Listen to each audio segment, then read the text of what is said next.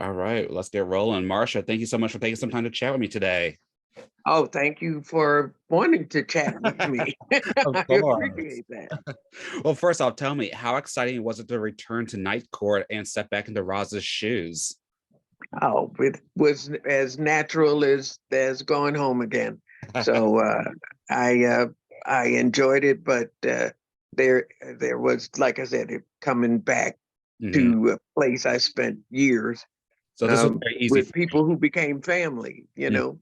and Yeah. a lot of them, some of them are still there. A lot of us are gone, but they're, like in those movies where they show you a scene and the Mhm. person who used to sit there or be there is there in this spooky kind of transparent imagery. They're Mhm. still there like that, and uh, they're all happy and loving and welcoming. Mhm, definitely awesome. Now, yeah, this is one of your best known roles, and the original Night Court aired in the 80s and early 90s. When you found out that there was going to be a reboot, what were your thoughts? Good luck. All the best to you. I'm happy that there are people who love the show that much to want to do it again. But as somebody who creates and would produce shows, I understand wanting to take it into a different direction and kind of the past is past and we've moved on. Time has passed. So Mhm. I understood why, I was not involved and I didn't expect to be. So I was kind of surprised and grateful when they asked me to even do a cameo, Yeah. which is what I did. And then they brought me back for the season opener.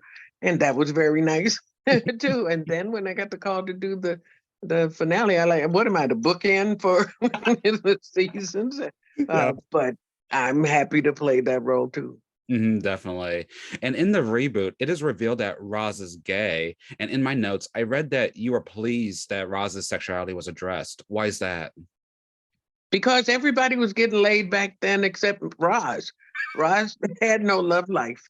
And when she did, it was awkward. There were awkward kinds of situations. So to be able to fully realize her as a person, and just accept who she Mhm. is huge. The fact that the Roz's wedding is the focus, but not Roz's wedding to a woman. Yeah. That's never brought up. It's not addressed. It's not an issue in the 80s and 90s and 2000s. It would have been the issue. It would have been the crisis. Roz is gay. It's a woman. Oh my God, what are we gonna do? Yeah. It's never how it's done, and I think that's one of the things I'm most pleased with. Mhm. If I had any input, it's what I would have asked for. So Yeah. to get it without asking is just cherry on top of the Yeah. ice cream sundae. For sure. Did you always have a feeling that Roz was gay? Like, how was this a part of your character brought up? I never knew who Roz was until they told me. I mean, I'm not one of those people who are like, I know this character, I know what she would do. I don't know this woman. I never met her. You have to tell me who she is. And I'll play her, as best as I can. Mhm. So I didn't have any expectations beyond showing up and seeing what they wanted me to do. And Exactly. so I'm grateful that most of the time they handled things so respectfully, so naturally that I rarely had any input or conflict or problem at all. Awesome. And you yourself recently got married over this past summer. Is that correct? Correct. I married Angelina, my angel.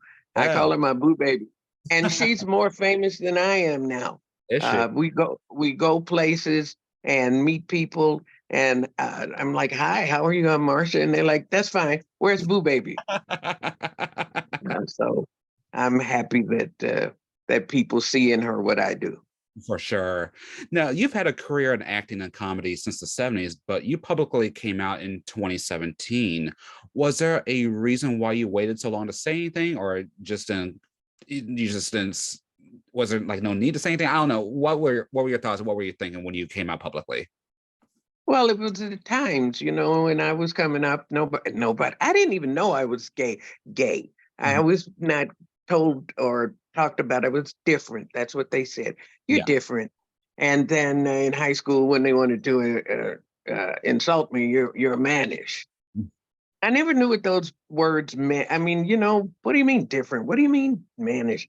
And I know how I felt, but I didn't have a space to put it. I didn't have a concept of it. Nobody talked about being gay Mhm. when I was a little girl, and I'm having my first crush on Annette Funicello on the Musketeers. I'm like, well, everybody loves Annette. No, everybody doesn't. You do. Mhm. And I didn't attach anything sexual to that or to. I Mhm. don't know, but I didn't know where to put those feelings. So I Right. didn't know I was gay until I was in my early 20s. Mhm. Yeah. And so I had to come out to myself. Yeah. And that's a process. And then to my family, well, my friends, my family, I think back then, I don't know about now, people came out in stages Mhm. and in situationally out. I'm way out in the bar, but I'm way not out in church, So um, I had told everybody who was important to me, and I lived that way at home.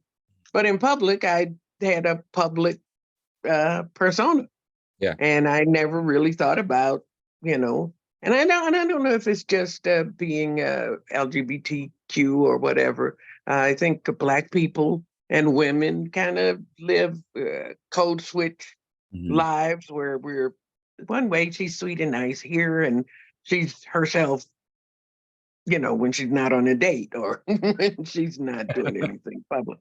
So I was pretty adept, I Mhm. think, at the code switch kind of turn it on, turn it off, and don't even think about it.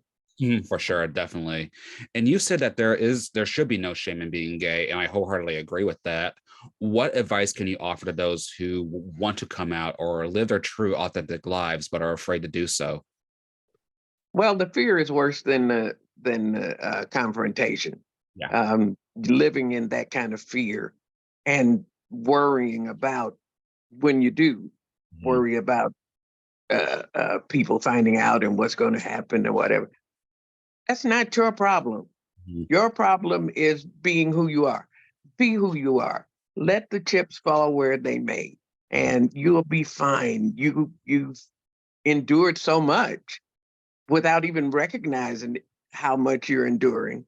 Mhm. That the freedom, it might be painful, it might be difficult, but you have the resources within you to overcome that. As Mhm. long as you know it's about you, it's about being you, and you cannot fail at being you. Mhm. So, whatever situation you're in, just be yourself and let other people have their, you know, whatever they have. That's their problem.